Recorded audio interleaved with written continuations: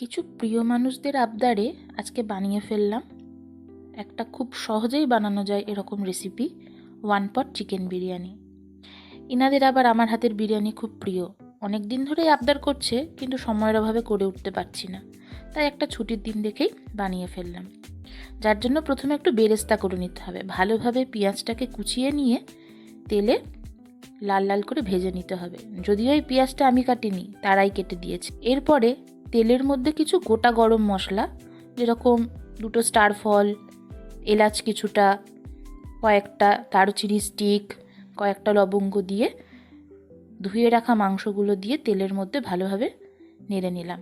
এরপরে কিছু ভাজা পেঁয়াজও তার মধ্যে দিলাম। কিছু গুঁড়ো মশলা দিয়েছি, যেমন ওটা ছিল সাদা মরিচ যেটা হয়, সেটাকে গুঁড়ো করে নিয়ে। আর এই যে মশলাগুলো দিলাম, এটা হচ্ছে আদা রসুন বাটা, টক দই। এবার ভালোভাবে মাংসের সাথে পুরো মশলাটাকে মিশিয়ে নেব। এরপর পরিমাণ মতো লবণ দিয়ে তার মধ্যে অল্প পরিমাণ কাশ্মীরি লঙ্কা গুঁড়ো দিয়ে আবার ভালোভাবে মিশিয়ে নেব।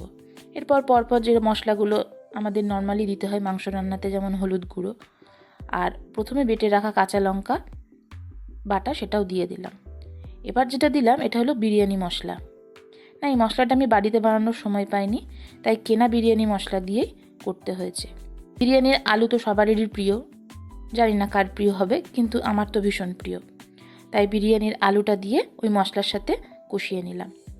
এরপর আগে থেকে আমি এই চালটা ধুয়ে ভিজিয়ে রেখেছিলাম, এটা বাসমতি চাল। এবার সেই চালটা, যেহেতু এটা পোলাওয়ের মতো করে ওয়ান পট বিরিয়ানি, তাই চালটা ভিজিয়ে ওই মশলার সাথেই মিশিয়ে নিতে হবে।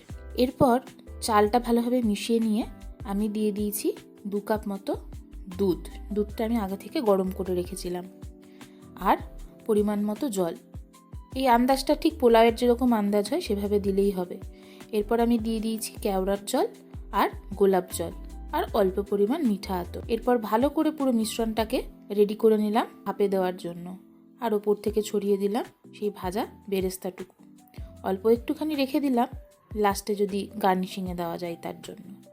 এরপরে ঢেকে খানিক পরে পরে আমাকে বুঝে নিতে হবে যে কতটা পরিমাণ সিদ্ধ হলো। আর লবণটা দিতে ভুলেই গিয়েছিলাম, সেই জন্য পরে থেকে লবণটা দিলাম। এরপর বিরিয়ানির চালটা আমি দেখে নিলাম যে ভালোভাবে সিদ্ধ হয়ে গিয়েছে, বিরিয়ানিটাও মোটামুটি রেডি হয়ে এসছে। আর কিছুক্ষণের অপেক্ষা।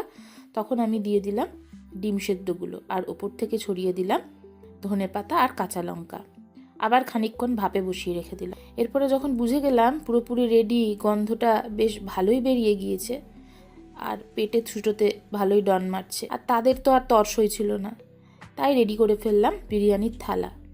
একটু স্যালাড কেটে নিয়ে পরিবেশন করে দিলাম সেই গরম গরম বিরিয়ানি। আর রায়তাটা দিয়ে পুরো জমেই গিয়েছিল। আশা করছি আপনাদের ভালো লাগবে। এভাবে বাড়িতে বানিয়ে খাবেন আর অবশ্যই আমাকে জানাবেন। Thank you for watching.